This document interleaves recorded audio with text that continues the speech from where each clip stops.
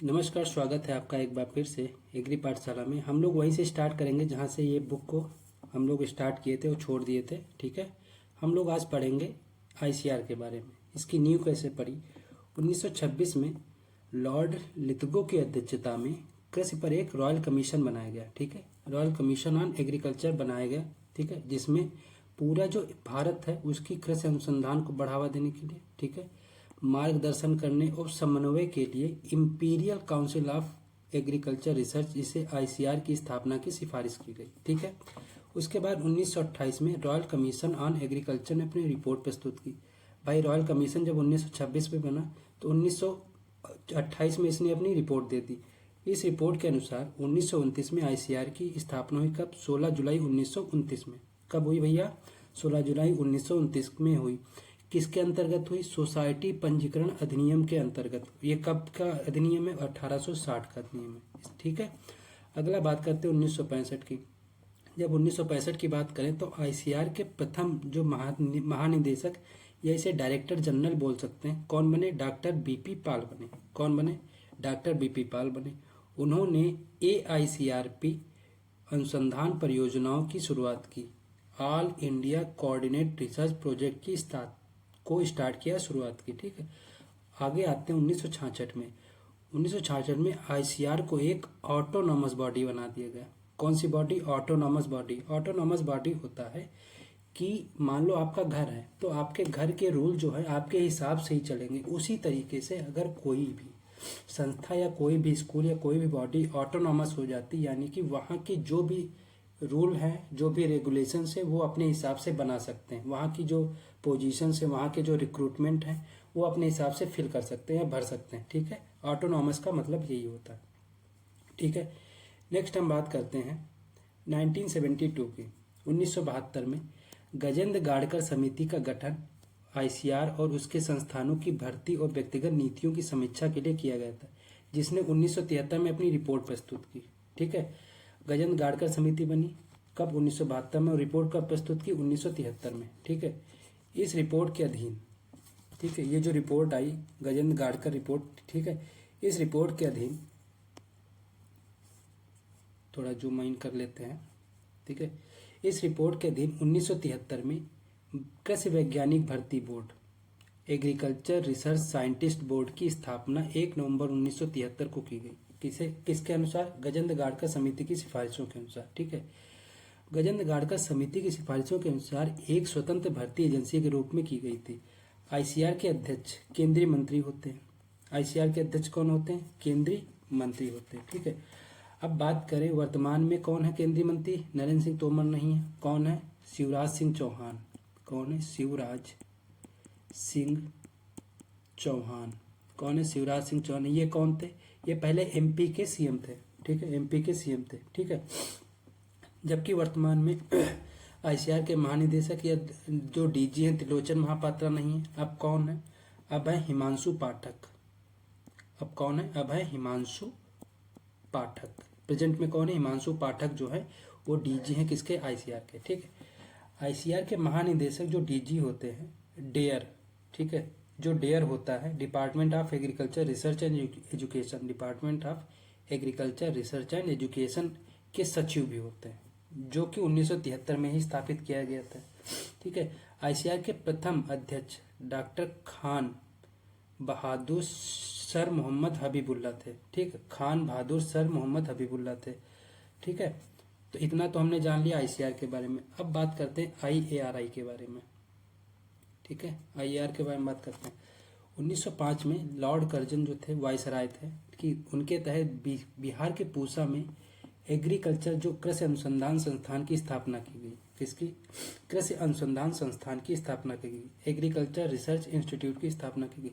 सर्वप्रथम यूएसए के एक अमेरिकी समाज सेवक, ठीक, मिस्टर हेनरी फिप्स ने 9 लाख रुपए की सहायता राशि दान की गई थी, जिससे मुख्य भवन क्रिप्स प्रयोगशाला का निर्माण।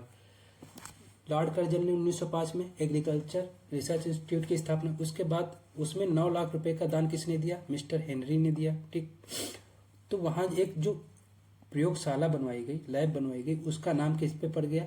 हेनरी क्रिप्स पे पड़ गया, तो उसे क्या बोला गया? क्रिप्स प्रयोगशाला बोला जाता है। ठीक है, फिर 1911 आते आते IARI को इम्पीरियल एग्रीकल्चर रिसर्च इंस्टीट्यूट बना दिया गया। पहले ARI था, ठीक है, एग्रीकल्चर रिसर्च इंस्टीट्यूट ARI था।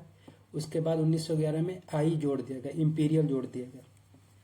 फिर 1934 में क्या होता है, बिहार के पूसा में भयंकर भूकंप आता है, ठीक है, जहाँ पे बिल्डिंग स्थापित थी और बाढ़ आती जिससे ही क्षतिग्रस्त हो जाती, टूट फूट जाती।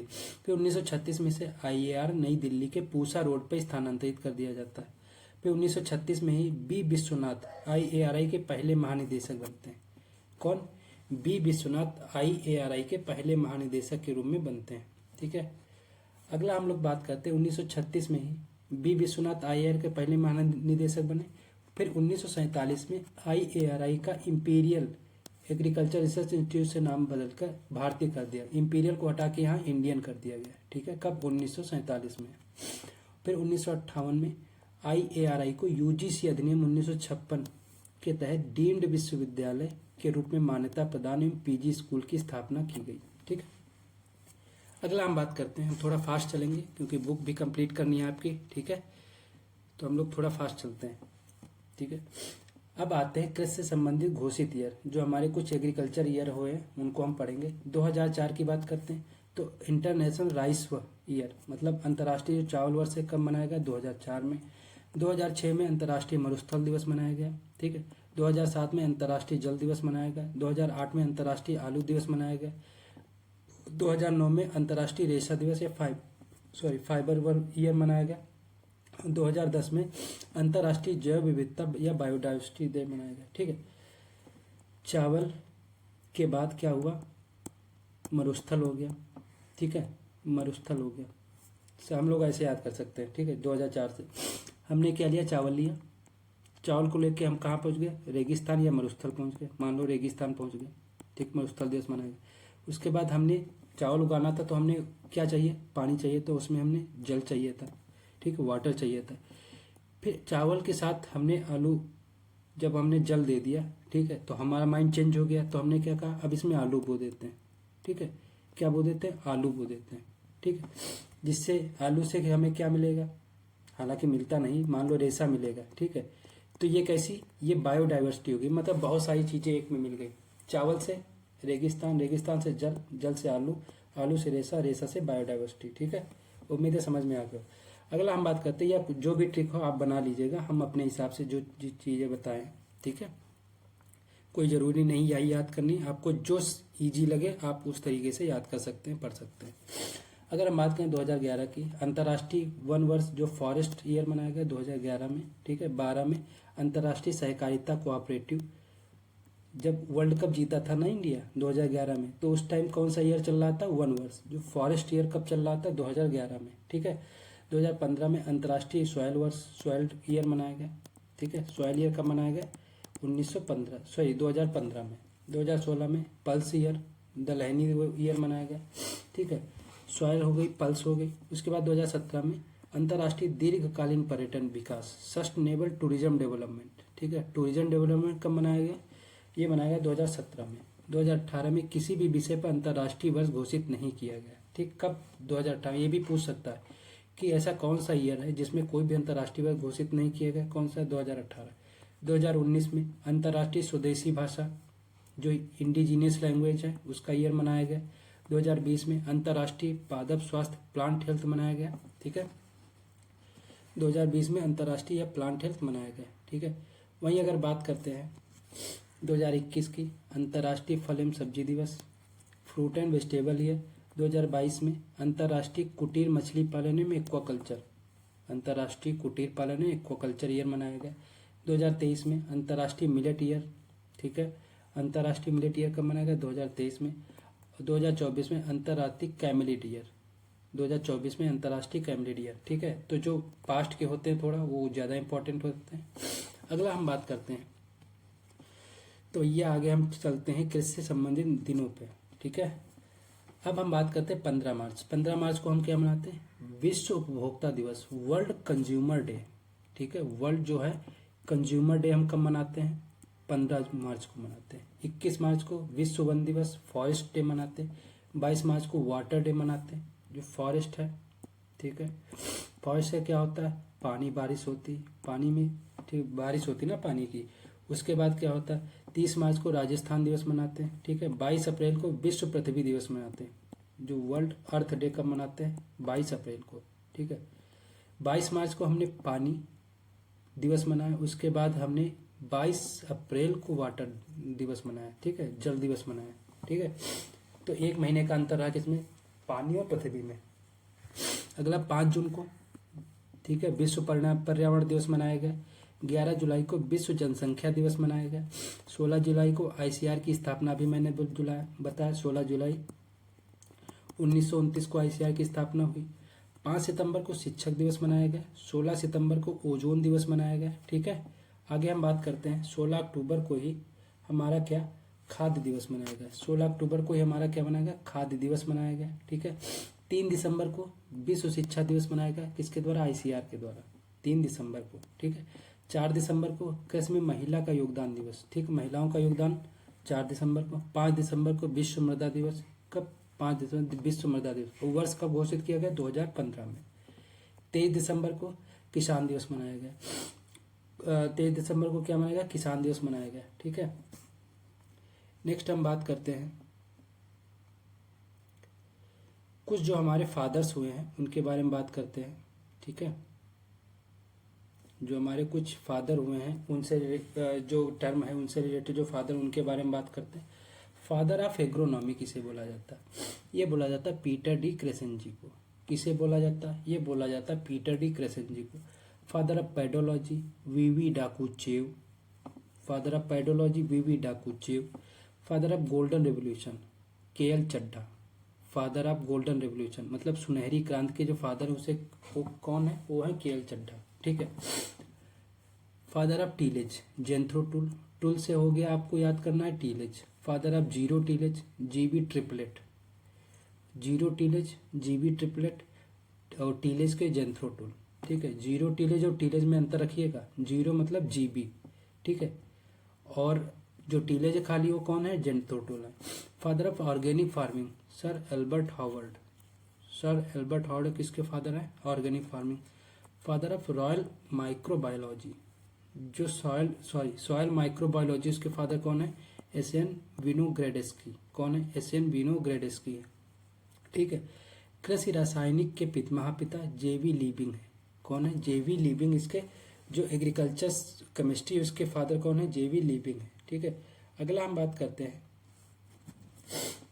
Father of organic farming Albert Howard. Father of natural farming M Fukuoka, M Fukuoka natural farming के फादर हैं। और फादर ऑफ ऑर्गेनिक फार्मिंग कौन है, अल्बर्ट हावर्ड है, ठीक है। फल और सब्जी परीक्षण इसके फादर निकोलस एपर्ट, ठीक है। जो प्रिजर्वेशन है, ठीक है, इसके फादर कौन बोला जाता है, निकोलस एपर्ट को प्रिजर्वेशन का फादर बोला जाता है, ठीक है। प्लांट टिश्यू कल्चर का फादर कौन है, जीबी हैम्बल लैंडेट, जी हैबल लैंडेट, ठीक है। विश्व में सूत्रक्रम विज्ञान के पिता, ठीक है, एच.सी. बसियन, कौन है, एच.सी. बसियन सूत्रक्रम विज्ञान के पिता माने जाते हैं, ठीक है। अगला हम बात करते हैं भारतीय रोली, जो इंडियन रस्ट है उसके फादर कौन है, केसी मेहता। केसी मेहता को इंडियन जो रस्ट है उसके फादर माना जाता है। वर्ल्ड जो विश्व में संकरदान हाइब्रिड जो राइस है, हाइब्रिड जो राइस उसके फादर कौन है, प्रोफेसर वाई.एल. पिंग, कौन है, वाई.एल. पिंग है, ठीक है। जैसे लॉन्ग योंग पिंग भी बोला जाता है, ठीक है। ये कहाँ के हैं, चाइना के। नेक्स्ट हम लोग बात करते हैं जो इंडिया है, ठीक है।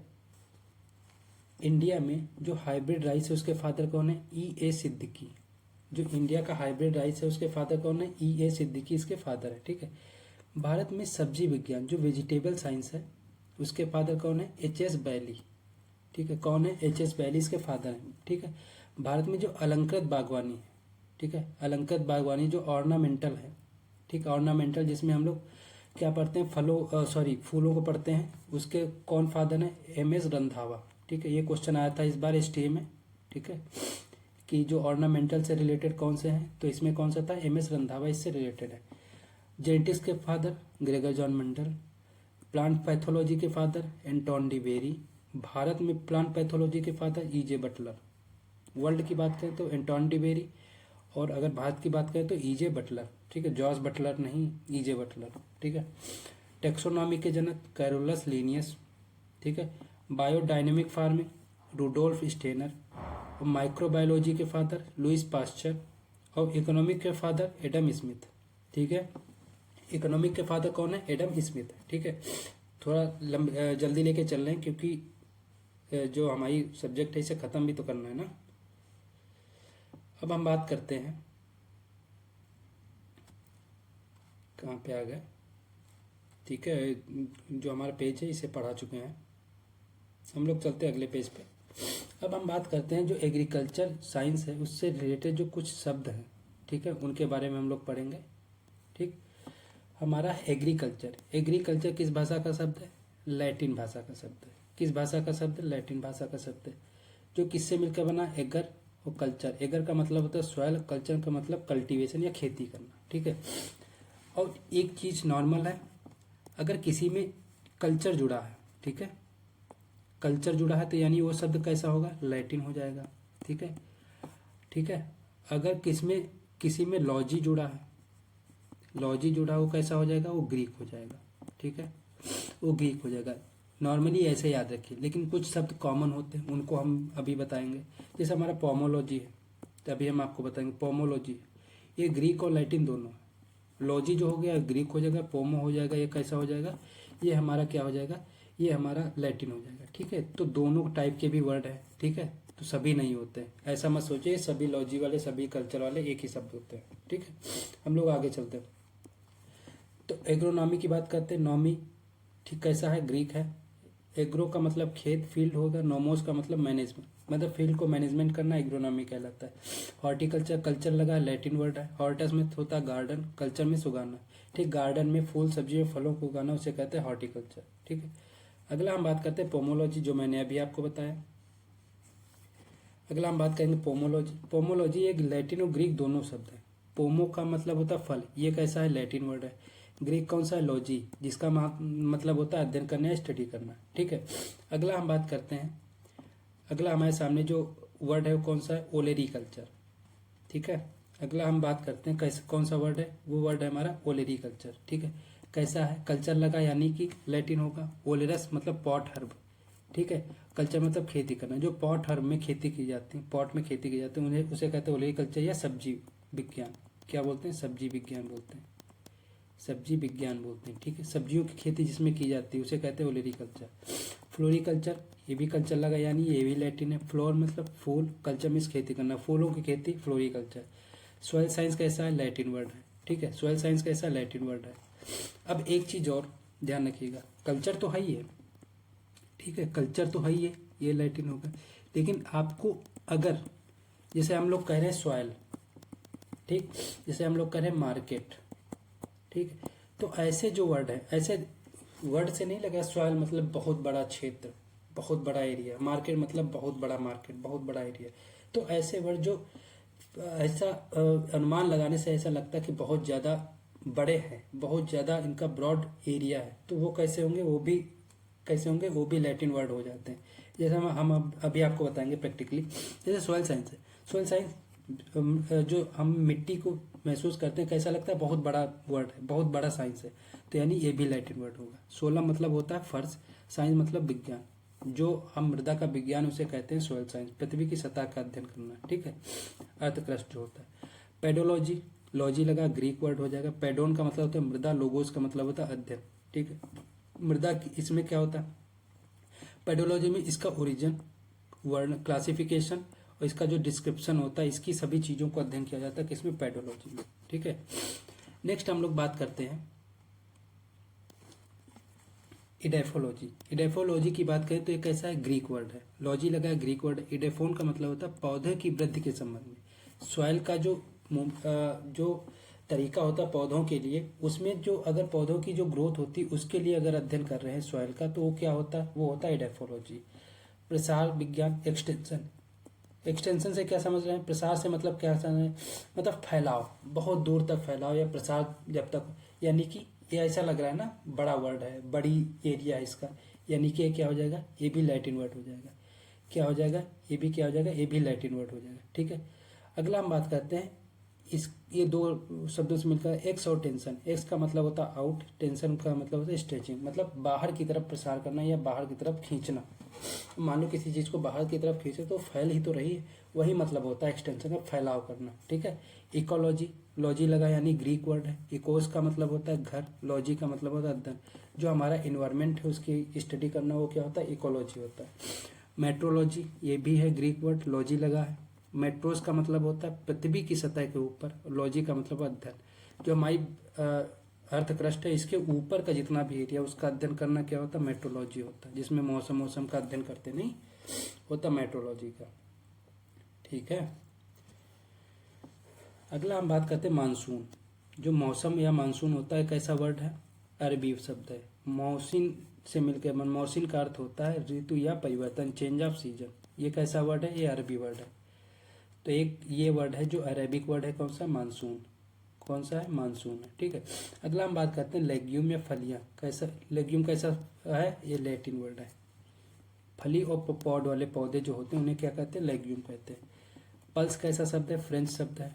प्रोटीन वाले खाने योग्य जो दाने होते हैं उन्हें क्या कहते हैं, पल्स कहते हैं। ठीक है। जिनमें प्रोटीन पाया जाता है जिन दानों में, उन्हें कहते हैं पल्स। सीरियल की बात करते हैं, कैसा, रोमन वर्ड है। सीरीज शब्द का मतलब होता है अनाजों की देवी, इसी से बनाया गया है इसे सीरियल, जिन्हें गॉडनेस ऑफ ग्रेन्स कहा जाता है। ठीक है। शुगर केन की बात करें, कैसा है, संस्कृत वर्ड है जिसका मतलब होता है शर्करा। कपास कॉटन की बात करें भी शर्करा, जिसका मतलब होता है कारपासा। इसका क्या मतलब होता है, कारपासा इसका मतलब होता है। ठीक है। नेक्स्ट हम लोग बात करते हैं, अगला हमारा जो है उसके बारे में बात करते हैं, मूंगफली, एरेकिस हाइपोजिया। ठीक है, ग्राउंड जिसे बोलते हैं। ठीक है। एक ऐसा वर्ड है, ये भी ग्रीक वर्ड है। ठीक है। ये कैसा वर्ड है, ये भी ग्रीक वर्ड है। किससे मिलके बना, legume pod found below the ground. जो भी हमारी फलियां जमीन के अंदर उगती हैं और जो लेग्यूम होती हैं, ठीक है, दलहनी होती है, उसे कहते हैं हम लोग मूंगफली। ठीक है। ट्रक गार्डनिंग क्या होता है, ये भी फ्रेंच वर्ड है। ठीक है। जो कि ट्रकर से मिलके बना है, किससे, ट्रकर से मिलके बना होता है। ठीक है, ट्रकर से मिलकर बनता है। एंटमोलॉजी, पैथोलॉजी, मिनिमेटो, ग्रीक वर्ड है। तीनों में लॉजी लगा है ना, तो लॉजी वाले क्या होंगे, ग्रीक हो जाए। लोगस से मिलकर बना है। ठीक है। रबी, खरीफ और जायद कैसे, अरेबिक है। तो रबी, खरीफ, जायद के साथ साथ मानसून जो होगा वो भी कैसा होगा, अरेबिक वर्ड हो जाएगा। दो वर्ड हमें मिले संस्कृत वाले, कौन कौन से थे, एक था गन्ना और एक था हमारा कपास। ठीक है। एक था गन्ना, एक था हमारा कपास। लॉजी वाले मैंने बता ही दिया, लॉजी वाले जो वर्ड है वो कैसे होंगे, ग्रीक होंगे। और जो कल्चर वाले वर्ड है वो कैसे होंगे, वो हमारे लैटिन होंगे। एक वर्ड जो हमारा होता है पोमोलॉजी, वो दोनों का होता है। पोमो मतलब होता है ये ग्रीक वर्ड हो जाएगा, लॉजी मतलब क्या हो जाएगा, ये लैटिन वर्ड हो जाएगा। ठीक है, सॉरी, ये लैटिन हो जाएगा और ये क्या हो जाएगा, ये ग्रीक हो जाएगा। ठीक है। अब हम लोग चलते हैं जो एग्रीकल्चर की बहुत सारी खोजें की गई हैं। ठीक है, उनको हम लोग पढ़ेंगे, उनसे संबंधित जो लोग हैं उनको भी पढ़ेंगे। ठीक है। थोड़ा पानी पी लेते हैं। ठीक है।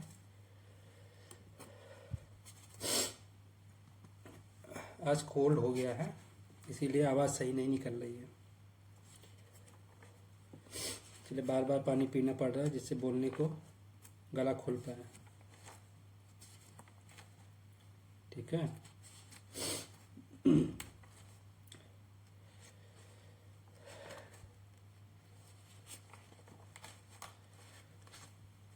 तो आप लोग पढ़ाई तो अच्छे से कर ही रहे होंगे ना, कर रहे हैं ना, करते रहिए, आपका एग्ज़ाम आ गया सर पे बिल्कुल। ठीक है। पढ़ाई में कतई पीछे मत रहिए।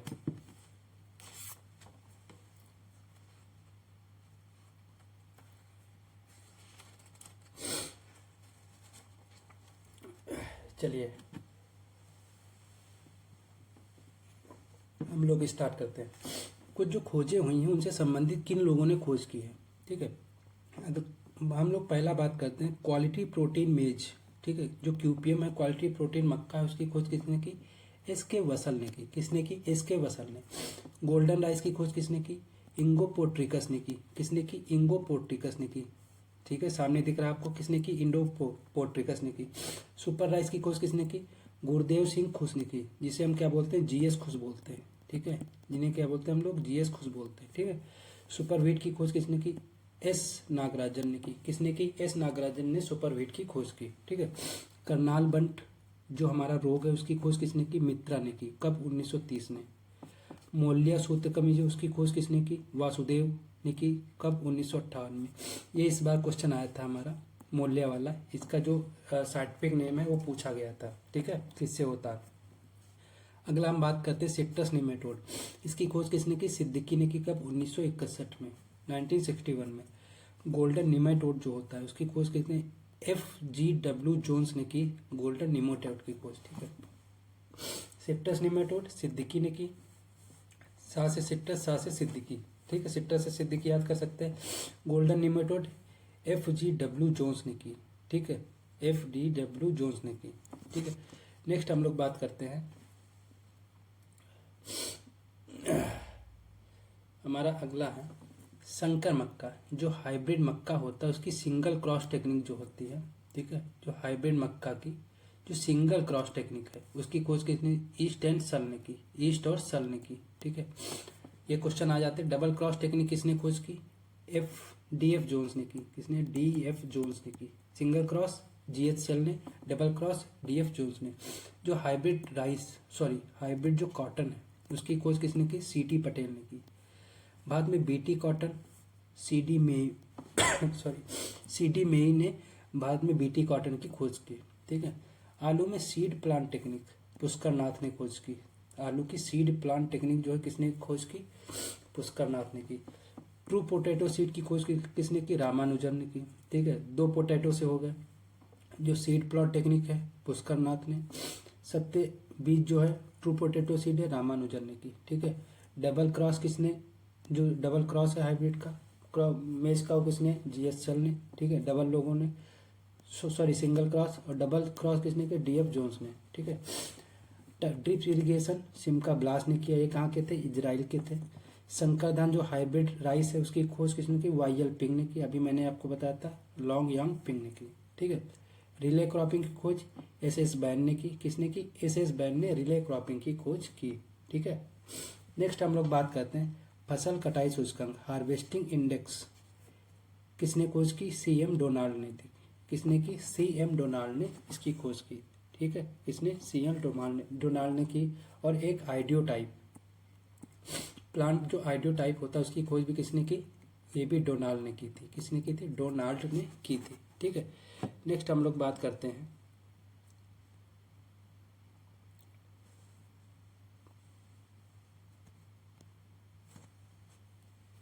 जो गेहूं की CRI अवस्था है। ठीक है, जो गेहूं की CRI स्टेज है उसकी खोज किसने की? RBL भरद्वाज ने की। किसने की? RBL भरद्वाज ने की। ठीक है। अगला हमारा है गेहूं में CRI स्टेज। ठीक है, जिसे हम बोलते हैं क्राउन रूट इनिशिएशन। ठीक है, जो कि 21 से 25 दिन पर होती है। उसकी खोज किसने की थी? RBL भरद्वाज ने की थी। किसने की थी? RBL भरद्वाज ने की थी। पोषक तत्वों की गतिशीलता की अवधारणा किसने दी थी? ब्रे ने दी थी। ठीक है, गतिशीलता की अवधारणा किसने दी थी? ब्रे ने दी थी। ठीक है, अगले पे हम लोग चलते हैं। अगला हमारा जो है, ठीक है, PDF है तो थोड़ा इसे कम ज़्यादा करना पड़ता है। ठीक है, उसमें कोई दिक्कत नहीं है। किन्नों किस्म किसने विकसित की? एक की HB फ्रॉस्ट ने। किसने की? HB फ्रॉस्ट ने। ठीक है, किन्नों किसने विकसित की? HB फ्रॉस्ट ने। ठीक है। हरित क्रांति शब्द किसने दिया? विलियम गॉड ने दिया। ठीक है। विश्व में हरित क्रांति के जनक नॉर्मन ई बोरलॉग। भारत में हरित क्रांति के जनक MS स्वामीनाथन। ठीक है। लीफ एरिया इंडेक्स किसने दिया? वाटसन ने दिया। Nobilisation of sugar cane TS Venkat Raman ने दिया। और शुगर केन विजार्ड ये भी किसने दिया? TS वेंकट रमन ने दिया। ठीक है। बाजरे में रोपाई जो ट्रांसप्लांटिंग होती है पर मिलिट्री ये विधि किसने दी? RC गौतम ने दी। किसने दी? RC गौतम ने दी। जीरो टिलेज शब्द किसने दिया? GV ट्रिपलेट ने दिया। किसने दिया? GV ट्रिपलेट ने दिया। खरपतवार जो वीड होता है वो किसने दिया? जेंथ्रोटूल ने दिया। और जेंथ्रोटूल ने अभी एक चीज और दी थी, क्या थी? टीलेज। ठीक है, टीलेज भी दिया जेंथ्रोटूल ने और वीड शब्द भी जेंथ्रोटूल ने। जीरो टीलेज किसने दिया? GV ट्रिपलेट ने दिया। ठीक है, अगले पे हम लोग चलते हैं। अगला हम पढ़ेंगे जो एग्रीकल्चर के कुछ इंपॉर्टेंट पॉइंट हैं उनके बारे में पढ़ेंगे। ठीक है, जो एग्रीकल्चर के इंपॉर्टेंट है। भारत का भौगोलिक क्षेत्र। ठीक है, जो एग्रीकल्चर का जियोग्राफिकल एरिया है, भारत का जियोग्राफिकल जो एरिया है इंडिया का वो कितना है? 328.74 मिलियन हेक्टेयर, ठीक है, 328.74 मिलियन हेक्टेयर, ठीक है। कुल रिपोर्टिंग एरिया कितना है? 306 मिलियन हेक्टेयर। रिपोर्टिंग एरिया वो एरिया होता है, मान लो ये टोटल एरिया है, ठीक है, यहाँ पे एग्रीकल्चर है, ठीक है, तो उतना एरिया एग्रीकल्चर का हम अपना रिपोर्ट करते हैं। जो भी रिपोर्ट करते हैं एग्रीकल्चर के लिए, ठीक है, वो कितना हमें मिला? 306 मिलियन हेक्टेयर मिला। किसमें से? 328 मिलियन हेक्टेयर से, ठीक है। टोटल जियोग्राफिकल एरिया इंडिया का 328 है, उसमें से हमें कितना एग्रीकल्चर के मिला? 306 पे हम एग्रीकल्चर कर सकते हैं, ठीक है। अगला हम बात करते हैं विश्व क्षेत्रफल का भारत में प्रतिशत कितना है? 2.4% या 7वां स्थान। अगर हम स्थान की बात करें तो 7वें स्थान पर है एरिया में। अगर हम बात करें परसेंट में तो पूरे विश्व का 2.4% हमारे पास है।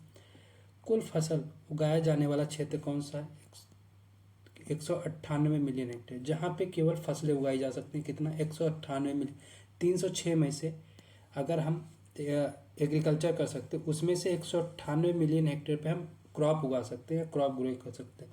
भारत में खेती पर निर्भर जनसंख्या कितनी है? 54.6%। कितनी है? 54.6% है। शुद्ध बोया जाने वाला क्षेत्र 141.40 मिलियन हेक्टेयर, ठीक है। 198 तो में हम फसल लगा सकते हैं, उगा सकते हैं, लेकिन हम बुआई लगभग करते ही किस में? 141 में, ठीक है। अगला हम बात करते हैं टोटल जो इरिगेटेड एरिया है, कुल सिंचित क्षेत्र कितना है? 96.5 मिलियन हेक्टेयर। शुद्ध सिंचित क्षेत्र कितना है? 68 मिलियन हेक्टेयर। मतलब हम यहाँ पे सिंचाई करते ही करते हैं 68 में, और 96.5 में सिंचाई कर सकते हैं, ठीक है। देश में कुल कृषि का जीडीपी में योगदान कितना है? 14.4%। कितना है? 14.4%। एक किसका डाटा? 18 से 19 का डाटा। कितना है? 18 से 19 का डाटा, ठीक है। 1 मिनट रुकिएगा, मैं आपको करंट बता देता हूँ, ठीक है। फायदा क्या है 18-19 का? याद रखें आप।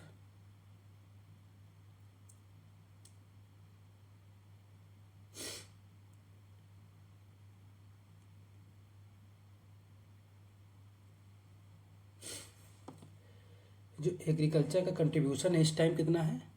इस टाइम है 18.2%। कितना है इस टाइम? इस टाइम है 18.2%। इस टाइम कितना है? 18.2% है, ठीक है। तो इस टाइम का आप याद रखिए कितना है? 18.2% है, ठीक है। अब बात करते हैं एग्रीकल्चर इंटेंसिटी की, सॉरी क्रॉप इंटेंसिटी की। फसल सघनता कितनी है? इस समय है 142%। कितनी है? 142% है किसकी? इस समय 142% है, ठीक है। कुल क्षेत्रफल के कितने प्रतिशत भाग पर वन होने चाहिए? ठीक है, 33% पे होने चाहिए। कितने पे होने चाहिए? 33% पे होने चाहिए, ठीक है। देश में कुल वन क्षेत्र कितना है? 21.67% है। कितना है? 21.67% है, ठीक है। कितना है? 21.67%। 2019 का डाटा है, ठीक है। वन्य जीव सुरक्षा अधिनियम कब आया? वाइल्ड लाइफ प्रोटेक्शन एक्ट कब आया? 1972 में, ठीक है। वन संरक्षण अधिनियम कब आया? 1980 में आया। पर्यावरण संरक्षण अधिनियम 1986 में आया। वाइल्ड लाइफ 1972, वन संरक्षण 1980, पर्यावरण संरक्षण 1986, ठीक। 72, 8, 80, 86, ठीक, ऐसे याद कर सकते हैं। भारत में प्रति व्यक्ति जमीन की उपलब्धता 0.15 पर हेक्टेयर है, ठीक है, 0.15 पर हेक्टेयर है। भारत में क्षेत्रफल के हिसाब से सबसे बड़ा राज्य कौन सा? राजस्थान। कौन सा है? राजस्थान सबसे बड़ा है, ठीक है। आगे हम लोग देखते हैं, आगे अगर हम लोग देखें तो विश्व में कुल वार्षिक वर्षण जो होता है 1000 mm होता है। कितना होता है? 1000 mm होता है, ठीक। अब कितना हो गया? 1100 mm हो गया।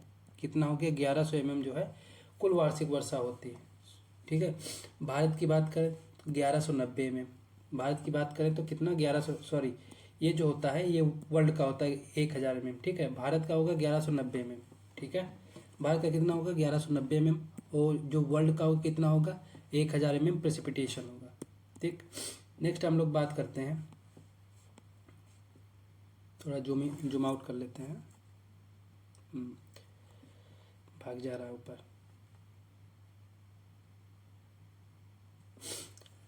भारत में कौन सी नदी के अंतर्गत सर्वाधिक सिंचाई क्षेत्र आता है? ऐसी कौन सी नदी है जिसके अंतर्गत पूरा का पूरा सिंचाई क्षेत्र सबसे ज़्यादा आता है? गंगा नदी, ठीक है, क्योंकि सबसे लंबी नदी है। विश्व में सबसे अधिक सिंचित क्षेत्रफल कहाँ है? चीन में, उसके बाद भारत में, ठीक है। सबसे ज़्यादा कहाँ है? चाइना में इरिगेटेड एरिया, उसके बाद भारत में। विश्व में सबसे अधिक सिंचाई के अंतर्गत क्षेत्रफल, सॉरी भारत में, भारत का जो सबसे अधिक सिंचाई के अंतर्गत क्षेत्रफल कौन सा आता है? यूपी आता है। भारत में सबसे अधिक सिंचित क्षेत्र कहाँ है? पंजाब में। कितना? 98% सिंचित क्षेत्र है। सबसे अधिक सिंचाई चाहने वाली फसल कौन सी है? गन्ना, ठीक है। लगभग 2,500 पानी चाहिए इसे, ठीक है। सबसे अधिक सिंचित क्षेत्रफल वाली फसल कौन है? धान है। सबसे अधिक सिंचित क्षेत्रफल वाली फसल कौन है? धान, ठीक है। बूंद बूंद टपक सिंचाई के अंतर्गत सर्वाधिक क्षेत्रफल कहाँ है? महाराष्ट्र में, ठीक है। जो ड्रिप इरिगेशन है, ठीक है, वो सबसे ज़्यादा उसका एरिया कहाँ है? महाराष्ट्र में, ठीक है। अगला हम बात करते हैं फव्वारा। ठीक है। फव्वारा, या इसे हम क्या बोलते हैं? स्प्रिंकलर इरिगेशन बोलते हैं, ठीक है। ड्रिप तो हमारा कहाँ हो गया? सबसे ज़्यादा एरिया महाराष्ट्र में। अगर हम फव्वारा की बात करें या टपक या बौछाई सिंचाई की बात करें तो ये सबसे ज़्यादा एरिया कहाँ है? राजस्थान में, ठीक है। अगला हम बात करते हैं देश में कुल खाद्यान्न जो सीरियल हैं 316.06 मीट्रिक टन है। कितने हैं? 316 ये अभी याद मत करिए, ये पुराना डाटा है, ठीक है। इसमें हम नया डाटा आपको किसी वीडियो के माध्यम से आपको दे देंगे, ठीक है। क्योंकि ये पुराना डाटा कोई फ़ायदा नहीं है आपका, ठीक है। जो एग्ज़ाम आने वाले उसमें कोई फ़ायदा नहीं है याद करने का, आपको नया डाटा याद करना पड़ेगा।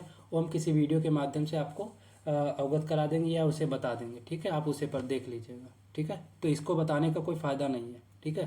तो इसको हम लोग नहीं बताएंगे क्योंकि पुराना डाटा है, तो इसका कोई फ़ायदा नहीं है, ये आपके एग्ज़ाम में नहीं आएगा। जो आपका मेन चीज़ है वो हम आपको बताते हैं, ठीक है। इसमें अब हम बात करते हैं देश में सबसे ज़्यादा वन क्षेत्र वाला राज्य कौन सा है? एमपी। मध्य प्रदेश जो है सबसे ज़्यादा वन क्षेत्र वाला है। सबसे ज़्यादा वन कहाँ पाए जाते हैं? एमपी में। दलहन में फर्स्ट स्थान पे कौन है? जो पल्स प्रोडक्शन है, मध्य प्रदेश है। देश में कुल जो फूड ग्रेन्स होते हैं उसमें उत्पादन में पहला राज्य कौन सा है? यूपी है। देश में मोटा अनाज, ठीक है, उत्पादन करने में पहला राज्य कौन सा? राजस्थान है, ठीक है। कुल खाद्यान्न जो फूड ग्रेन्स उत्पादन में दूसरा स्थान किसका? एमपी का। मतलब पहला यूपी का, उसके बाद किसका आएगा? एमपी का आएगा, ठीक है। जो फूड ग्रेन्स, एमपी सबसे ज़्यादा वन क्षेत्र है। एमपी में जो पल्स में सबसे नंबर 1 पे है, एमपी जो है दूसरे नंबर पे फूड ग्रेन्स में है। देश में गेहूं उत्पादन में प्रथम राज्य कौन सा है? यूपी है। पहला राज्य कौन सा है? व्हीट प्रोडक्शन में यूपी है, ठीक है। सोयाबीन उत्पादन में पहला राज्य कौन सा है? एमपी है। सोयाबीन में कौन सा है? एमपी है, ठीक है। अगला हम बात करते हैं देश में सरसों उत्पादन में पहला राज्य राजस्थान, ठीक है। सर्वाधिक उर्वरक खपत करने वाला राज्य उत्तर प्रदेश, ठीक है। सबसे कम खपत करने वाला राज्य नागालैंड। सबसे ज़्यादा जो फर्टिलाइजर कंजप्शन करता है यूपी, सबसे जो कम करता है कंजप्शन फर्टिलाइजर कौन है? नागालैंड। प्रति हेक्टेयर सर्वाधिक उर्वरक खपत करने वाला राज्य कौन सा है? पंजाब।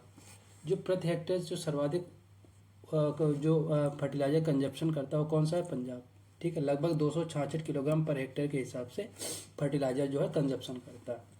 सर्वाधिक पेस्टिसाइड खपत करने वाला राज्य पंजाब। उर्वरक में भी पंजाब है, जो प्रति हेक्टेयर है, और सबसे ज़्यादा पेस्टिसाइड जो है खरपतवार जो है, खरपतवार शाकनाश जो कीटनाशी है सभी जो है वो कौन यूज़ करता है? पंजाब यूज़ करता है। सबसे अधिक कीटनाशकों का उपयोग कौन करता है? धान में होता है, सॉरी। सबसे ज़्यादा जो अधिक इंसेक्टिसाइड होते हैं किस में यूज़ किए जाते हैं? धान में यूज़ किए जाते हैं। सबसे अधिक जो हर्बिसाइड है, ठीक है, वो किस में यूज़ किए जाते हैं? वो भी धान में यूज़ किए जाते हैं, ठीक है। भारत में सबसे ज़्यादा निर्मित एवं उपयोग होने वाला शाकनाशी, ठीक है, जो हर्बिसाइड है, ठीक है, सबसे ज़्यादा जो उपयोग होने वाला कौन सा है? आइसोप्रोट्यूरान। कौन सा है? आइसोप्रोट्यूरान है, ठीक है।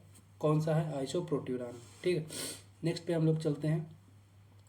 अगला अगर हम लोग बात करते हैं, भारत में प्रति हेक्टेयर उर्वरक उपयोग 175 किलोग्राम एनपीके पर हेक्टेयर है, ठीक है। एनपीके की बात करें, ठीक है। राजस्थान की बात करें तो 51.2 किलोग्राम प्रति हेक्टेयर है, ठीक है। भोपाल गैस जो ट्रेजिडी हुई थी 1984 के लिए कौन सी गैस जिम्मेदार थी? मिथाइल आइसोसाइनेट, जिसे एमआईसी बोलते हैं। मिथाइल आइसोसाइनेट जो है इसके लिए जिम्मेदार थी। कौन सी जिम्मेदार थी? मिथाइल आइसोसाइनेट जिम्मेदार थी, ठीक है। अगला हम बात करते हैं मिथाइल आइसोसाइनेट कौन सा कीटनाशक के लिए बनाई जाती है? ये एक इंसेक्टिसाइड थी, ठीक है। किसके लिए बनाई जा रही थी? कार्बेरिल के लिए। किसके लिए? कार्बेरिल के लिए, ठीक है। रिजर्व बैंक ऑफ इंडिया की स्थापना कब हुई थी? 1935 में हुई थी। कब? 1935 में। नाबार्ड की स्थापना किस क्षेत्रों में बैंकों को ऋण देता है, ठीक है। जो एग्रीकल्चर सेक्टर है उसमें जो बैंकों को ऋण देता है, ठीक है, वो कौन है? नाबार्ड है। कब स्थापना होती है? 12 जुलाई 1982। आरबीआई 1935, नाबार्ड 1982, ठीक है। नेक्स्ट हम लोग बात करते हैं, अगला अगर हम बात करें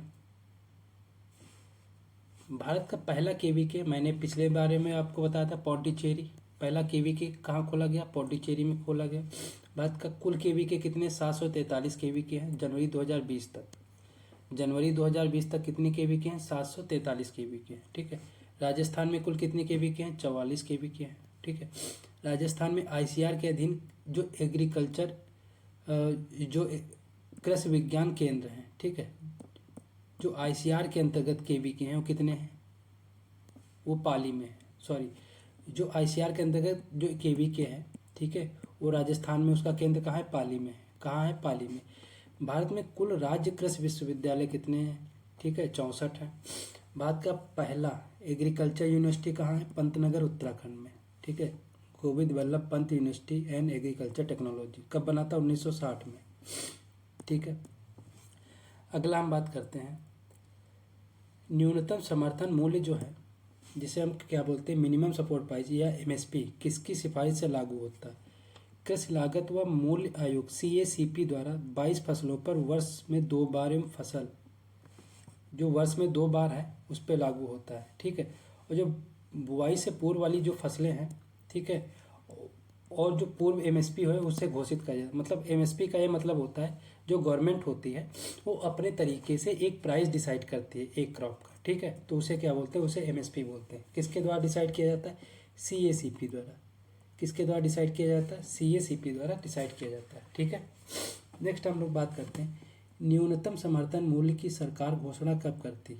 रबी एवं खरीफ फसलों की बुआई से पहले, ठीक है। अगर हम इस समय रबी का सीजन चल रहा है तो अगर रबी की फसलों की बुआई हम करने जा रहे हैं तो उसके पहले ये क्या कर देगी? इसका समर्थन मूल्य जो एमएसपी है उसकी घोषणा कर देगी, ठीक है। अगला हम बात करते हैं अनाजों की में कौन सी एमिनो अम्ल की कमी पाई जाती है? लाइसिन की। जो हमारे सीरियल्स होते हैं उसमें कौन सा एमिनो अम्ल नहीं पाया जाता? लाइसिन नहीं पाया जाता, ठीक है, कमी पाई जाती। जो हमारी पल्स की क्रॉप है उसमें कौन सी जो एमिनो अम्ल है, एमिनो अम्ल है उसकी कमी पाई जाती है? मिथ्योनिन की, ठीक है। यानी सीरियल में लाइसिन सीएल हो गया, ठीक है, और जो पल्स है उसमें पीएम, पल्स में मिथ्योनिन, और जब मिथ्योनिन याद रहेगा तो सीरियल में आपको जरूरी याद रहेगा लाइसिन हो जाएगा, ठीक है। अगला है पावर टिलर। यंत्र किस फसल की खेती के लिए उपयुक्त होता है? धान की खेती के लिए। पावर टिलर किसके लिए उपयोग किया जाता है? धान की खेती के लिए, ठीक है। अगला हम लोग बात करते हैं कंट्री प्लाउ, जिसे हम क्या बोलते हैं? देसी हल, ठीक है, क्या बोलते हैं? देसी हल। यंत्र किस फसल की खेती के लिए उपयुक्त है? धान की खेती के लिए उपयुक्त है। टेट्राजोलियम परीक्षण किसके लिए किया जाता है? जो टेट्राजोलियम परीक्षण है बीजों की जीवन क्षमता ज्ञात करने के लिए, ठीक है, जो सीड वाइबिलिटी है उसको ज्ञात करने के लिए कौन सा टेस्ट किया जाता है? टेट्राजोलियम टेस्ट किया जाता है, ठीक है। अल्ट्रा वायलेट रेडिएशन जो है, अल्ट्रा यूवी रेडिएशन जो है, ठीक है, जो पराबैंगनी किरणें, जिसे पराबैंगनी किरणें बोलते हैं, कहाँ अवशोषित होती? ओजोन परत में। कहाँ होती? ओजोन लेयर में होती, ठीक है। कहाँ होती? ओजोन लेयर में होती, ठीक है। IARI Indian agriculture research institute के प्रथम निदेशक कौन थे? डॉक्टर बी विश्वनाथ थे। कौन थे? पहले डायरेक्टर कौन थे? डॉक्टर बी विश्वनाथ थे। कौन था? डॉक्टर बी विश्वनाथ थे, ठीक है। अगला हम बात करते हैं गेहूं की प्रमुख क्रांतिक अवस्था, जो क्रिटिकल स्टेज होती है, ठीक है, जिसे हम क्या बोलते हैं? क्रिटिकल स्टेज बोलते हैं। किसकी? इरिगेशन की। वो कौन सी है? CRI stage. अभी मैंने आपको बताया था क्राउन रूट इनिशिएशन। यहाँ पे मतलब पानी, जो क्रिटिकल स्टेज होती है ना, क्रांतिक अवस्था, वहाँ पे आपको वाटर देना ही देना होता, नहीं तो आपकी फसल मर जाएगी, ठीक है। अगला हम बात करते हैं कौन सी एक ही प्रकार के अनाज को खाने से मनुष्य में पेलाग्रा रोग हो जाता है? वो कौन सा है? वो है आपका मक्का एंड ज्वार। कौन सा है? वो आपका मेज है और सोरगम है। अगर मेज और सोरगम लगातार खाते रहते तो हम लोगों में क्या हो जाता है? पेलाग्रा रोग हो जाता है। क्या हो जाता है? पेलाग्रा हो जाता है, ठीक है। अगला हम लोग बात करते हैं झूमिंग या टोंगिया खेती कहाँ होती? पूर्वी भारतीय राज्यों में होती, जो नॉर्थ ईस्टर्न एरिया है, ठीक है, वहाँ पे क्या होता है? वहाँ टोंगिया होती है। टोंगिया या शिफ्टिंग कल्टीवेशन होती है, ठीक है। अगला बात करते हैं टिकाऊ खेती। सस्टेनेबल का मुख्य उद्देश्य क्या होता है? पारिस्थितिकी संतुलन बनाए रखना। पारिस्थितिकी मतलब इकोलॉजी का जो बैलेंस है उसको बनाए रखना, ठीक है, इकोलॉजी का जो बैलेंस है उसको बनाए रखना, ठीक है। नेक्स्ट हम लोग बात करते हैं,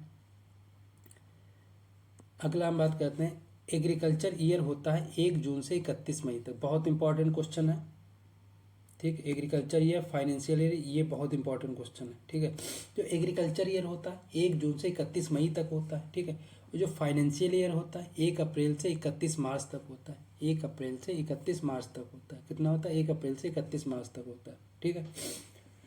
अब मिट्टी पलटने वाला हल, मोल्ड बोर्ड हल होता है। जो मिट्टी पलटता है उसे क्या कहते हैं? मोल्ड बोर्ड हल कहते हैं, ठीक है। कौन सा कार्बोहाइड्रेट केवल जीवों की कोशिका में संचित होता है? ठीक है, जो एनिमल होते हैं उनकी कोशिका में संचित रहता है, कौन सा होता है? ग्लाइकोजन होता है, ठीक है। कौन सा कार्बोहाइड्रेट केवल प्लांट की कोशिका में संचित होता है? स्टार्च होता है। मतलब जो एनिमल है उसमें कौन सा कार्बोहाइड्रेट होगा? ग्लाइकोजन होगा। अगर प्लांट है उसमें कौन सा कार्बोहाइड्रेट होगा? स्टार्च होगा, ठीक है। अभी हाल ही में कौन से प्रमुख कीटनाशी पर प्रतिबंध लगाया गया? एंडोसल्फान पर। कब? 2013 में, ठीक है। 2013 में जो इंडोसल्फान इंसेक्टिसाइड था उस पर क्या हो? बैन लगा दिया गया, ठीक है। आगे हम बात करते हैं जो हमारे आईसीआर के कुछ इंस्टीट्यूट हैं उनके बारे में बात करते हैं, ठीक है। उनके बारे में बात करेंगे। अब पहला हम बात करते हैं डीम्ड यूनिवर्सिटी कितनी है। तो डीम्ड यूनिवर्सिटी की बात करते हैं तो IARI, Indian agriculture research institute कहाँ है? पूसा, नई दिल्ली में, ये भी डीम्ड यूनिवर्सिटी है। IVRI, Indian veterinary research institute, Izzatnagar Bareilly में है, ये कहाँ है? उत्तर प्रदेश में है। NDRI, national dairy research institute कहाँ है? करनाल, हरियाणा में है, ठीक है। CIFE, central institute for fisheries education, Mumbai में है। इलाहाबाद एग्रीकल्चर इंस्टीट्यूट, ये कहाँ? इलाहाबाद, यूपी में है। कहाँ? इलाहाबाद। तो 5 हमारी डीम्ड यूनिवर्सिटीज़ हैं, कौन है? IARI, IVRI, NDRI, CIFE, जो फिशरीज एजुकेशन है महाराष्ट्र में, ठीक है। और एग्रीकल्चर, इलाहाबाद एग्रीकल्चर इंस्टीट्यूट, ये भी यूपी में है, ठीक। नेक्स्ट हम लोग बात करते हैं जो सेंट्रल एग्रीकल्चर यूनिवर्सिटीज़ हैं उनके बारे में बात कर लेते हैं। तो CAU, central agriculture university, Imphal, Manipur, ठीक है, पहली हो गई। RLBCAU, Rani Lakshmibai central agriculture university, Jhansi में हो गई, यूपी में हो गई, ठीक है। RPCAU, doctor Rajendra Prasad central agriculture university, Pusa, Samastipur, Bihar में हो गई, ठीक है। पूसा, समस्तीपुर, बिहार में हो गई, ठीक है। 3 सेंट्रल यूनिवर्सिटी हैं, 5 डीम्ड यूनिवर्सिटी हैं। IARI, IVRI, NDRI, AAI, Allahabad agriculture university, और एक कौन सी है? CIFE, फिशरीज एजुकेशन, ठीक है। अगला हम बात करते हैं एग्रीकल्चर इंस्टीट्यूट के बारे में। जो हमारे एग्रीकल्चर इंस्टीट्यूट है उनके बारे में बात करते हैं, ठीक है। CARI, central agriculture research institute, ये कहाँ है? पोर्ट ब्लेयर, अंडमान निकोबार में। ये कहाँ है? पोर्ट ब्लेयर, अंडमान निकोबार में।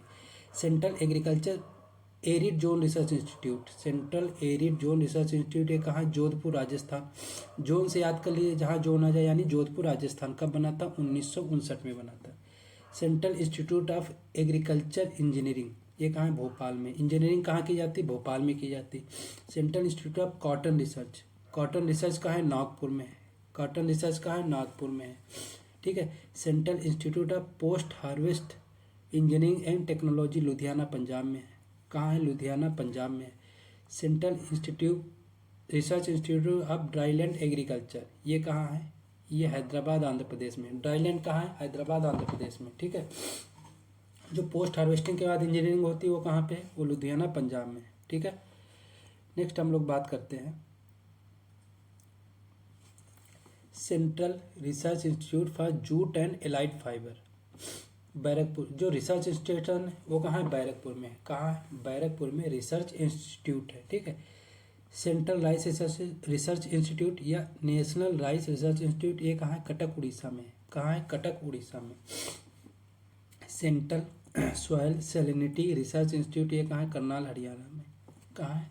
Central soil salinity research institute कहाँ है? करनाल, हरियाणा में, ठीक है। थोड़ा रुक जाइए, पानी पी लेते हैं, ठीक है। उसके बाद हम लोग कंटिन्यू करते हैं।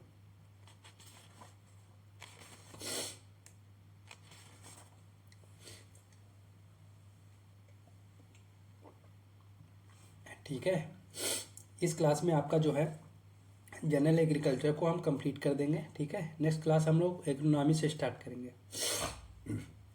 चलिए अगला हम बात करते हैं CSWCRI, central soil and water conservation research and training institute. ये कहाँ है? देहरादून उत्तराखंड में। जो वाटर ट्रेनिंग इंस्टीट्यूट कहाँ है? देहरादून उत्तराखंड में। Central tobacco research institute Rajahmundry Andhra Pradesh, ठीक है। इंडियन एग्रीकल्चर स्टैटिक्स सांख्यिकी, ये रिसर्च स्टेशन कहाँ है? ये हमारा दिल्ली में। ये कहाँ पे है? ये हमारा कहाँ होगा? दिल्ली में होगा। ये कहाँ पे होगा? ये हमारा दिल्ली में होगा, ठीक है। IGFRI Indian grassland and fodder research institute Jhansi, कहाँ है? मध्य प्रदेश में। कहाँ है? झांसी यूपी में। मध्य प्रदेश पता नहीं किसी, यूपी में, ठीक है। IGSI इंडियन ग्रेन स्टोरेज, ये कहाँ है? हापुड़ यूपी में, ठीक है। कहाँ है? हापुड़ यूपी में, ठीक है। IISS Indian institute of soil science, ये कहाँ? भोपाल में।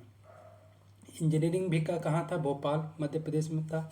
और हमारा जो साइंस भी है ये कहाँ? भोपाल मध्य प्रदेश में। आई पल्स रिसर्च कहाँ है? कानपुर में है। कहाँ? यूपी में। IISR कहाँ है? शुगर केन रिसर्च कहाँ है? लखनऊ यूपी में है, ठीक है। IISR जो शुगर केन रिसर्च इंस्टीट्यूट है कहाँ है? लखनऊ में। ILRI Indian like research institute कहाँ है? रांची झारखंड में। कहाँ पे है? रांची झारखंड में, ठीक है। इसका जो प्रेजेंट में नाम है उसको बदल दिया गया है, ठीक है। प्रेजेंट में नाम इसका रख दिया गया है Indian institute of gum and resin. Indian institute of gum and resin जो है इसका रख दिया गया, लैक हटा दिया गया, ठीक है। IIVR की बात करते हैं, Indian institute of vegetable research, ठीक है। ये कहाँ है? वाराणसी में है। ये कहाँ पे है? वाराणसी यूपी में, ठीक है। SBI sugar cane breeding institute कहाँ है? ये है कोयम्बटूर तमिलनाडु में। और अभी मैंने बताया था IISR Indian institute of sugar cane research, ये कहाँ पे है? ये हमारा लखनऊ में था। कहाँ पे था? लखनऊ में, ठीक है। नेक्स्ट हम बात करते हैं उपकास विवेकानंद पर्वतीय कृषि अनुसंधान संस्थान, कहाँ है? अल्मोड़ा में। ये कहाँ? उत्तराखंड में। अल्मोड़ा कहाँ? उत्तराखंड में, ठीक है। नेक्स्ट हम लोग बात करते हैं जो हमारे वेटरनरी से रिलेटेड जो हैं, जो पशुपालन से रिलेटेड कुछ हैं, ठीक है, उनके बारे में हम लोग देखेंगे। NFDB national fisheries development board कहाँ है? हैदराबाद आंध्र प्रदेश का। बना था 2006 में। सेंट्रल एवियन रिसर्च इंस्टीट्यूट कहाँ? इज्जत नगर बरेली, ठीक है। IVRI वेटरनरी भी कहाँ था? इज्जत नगर बरेली में था। CIRA central institute for research on goat, ये कहाँ है? मथुरा कहाँ है? यूपी में। कहाँ है? मथुरा कहाँ है? यूपी में, ठीक है। CSWRI central ship and wool research institute, ये कहाँ है? अबिकानगर राजस्थान, ठीक है। वूल वाला कहाँ है? अबिकानगर राजस्थान। शिप वाला, ठीक है। अगर शिप भेड़ की बात आ जाए कहाँ है? राजस्थान में, अबिकानगर। अगर गोट की बात आ जाए तो गोट वाला कहाँ है? मथुरा में, यूपी, ठीक है। NIANP national institute of animal nutrition and physiology कहाँ है? बंगलोर में। बंगलोर कहाँ? कर्नाटक में, ठीक है। बेंगलोर कहाँ? कर्नाटक में, ठीक है। हम लोग आगे चलते हैं।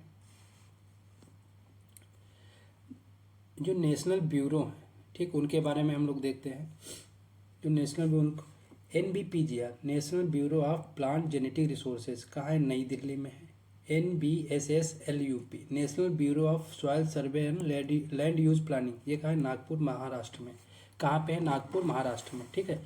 NBAGAR ये कहाँ है? National bureau of animal genetic resources, Karnal Haryana. कहाँ है? करनाल हरियाणा में। ये कहाँ है? करनाल हरियाणा में, ठीक है। National bureau of animal genetic resources कहाँ? करनाल हरियाणा में, ठीक है। नेक्स्ट हम लोग बात करते हैं national bureau of fish genetic resources, ये कहाँ? लखनऊ यूपी। ये कहाँ? लखनऊ में है। लखनऊ में कहाँ? यूपी में, ठीक है। NBAIM national bureau of agriculture important micro organism, ये कहाँ है? मऊ। जहाँ ऑर्गेनिज्म आ जाए, ठीक है, कहाँ है? मऊ में। कहाँ है? मऊ में। NBARI national bureau of animal insect resources Bangalore में है। और 2009 से पहले इसका नाम project directorate of biological control PDBC था, ठीक है। उसके बाद national bureau of agriculture insect resource रख दिया गया, ठीक है। नेक्स्ट हम लोग बात करते हैं एग्रीकल्चर से संबंधित जो इंटरनेशनल इंस्टीट्यूट है उनके बारे में हम लोग देख लेते हैं, ठीक है। IARI international research rice research institute, ये कहाँ है? फिलीपींस मनीला में है। कहाँ है? फिलीपींस मनीला में है। कब बना था? 1960 में। सीमिट कहाँ है? इंटरनेशनल सेंटर फॉर मेज एंड व्हीट इम्प्रूवमेंट, मैक्सिको। कब बना था? 1966 में बना था। ठीक है। ICARDA, इकार्डा, ये कहाँ? International centre for agriculture research on dry land area, ये कहाँ? एलिप्पो सीरिया में। ये कहाँ पे है? ये एलिप्पो सीरिया में। ठीक है। अगला हम बात करते हैं इक्रीसेट की। ठीक है। International crop research institute for semi arid tropics, ये कहाँ है? हैदराबाद में। कब बना था? 1972 में। ठीक है। इक्रीसेट कब बना था? 1972 में, हैदराबाद में। ठीक है। इकार्डा इक्रीसेट में कन्फ्यूजन है। ICARDA Aleppo Syria. ठीक है। और इक्रीसेट कहाँ है? हैदराबाद, भारत में। ठीक है। अगला हम बात करते हैं ILRAD। अगला हम बात करते हैं ILRAD। ठीक है। ILRAD international laboratory research on animal diseases, ये कहाँ है? Nairobi, Kenya. कब बना था? 1973 में। ठीक है। ICGEB international centre for genetic engineering and biotech, ये कहाँ है? नई दिल्ली, भारत में। कहाँ है? नई दिल्ली, भारत में। ठीक है। इंटरनेशनल आप प्लांट जेनेटिक सोचे, रोम, इटली में है। कहाँ है? रोम, इटली में। ठीक है। IIMI international irrigation management institute, ये कहाँ है? डिगामा, श्रीलंका में। कहाँ पे है? डिगामा, श्रीलंका में। ठीक है। IIMI कहाँ है? डिगामा, श्रीलंका में। ठीक है। तो आज हम लोग यहीं रखते हैं, आवाज़ निकल नहीं रही है। ठीक है। कल हम लोग फिर यहीं से स्टार्ट करेंगे। ठीक। तो मिलते हैं अगले सेशन में। और थोड़ा जो है कोल्ड हुआ है, इसीलिए आवाज़ निकल नहीं रही है। ठीक है। तो हम मिलेंगे अगली क्लास में। और वो जो हमारी निम्रा सुंडा की सीरीज़ है उसे भी देखते रहिए। ठीक है। ये तो आपके लिए इम्पोर्टेंट है ये। ठीक है। तो दोनों को आप कंप्लीट करते रहिए, आपका एग्ज़ाम भी आने वाला है। तो अच्छे से पढ़ाई करिए और अपने सिलेबस को कंप्लीट करते रहिए। मिलते हैं अगली क्लास में, तब तक के लिए धन्यवाद, नमस्कार, राधे राधे।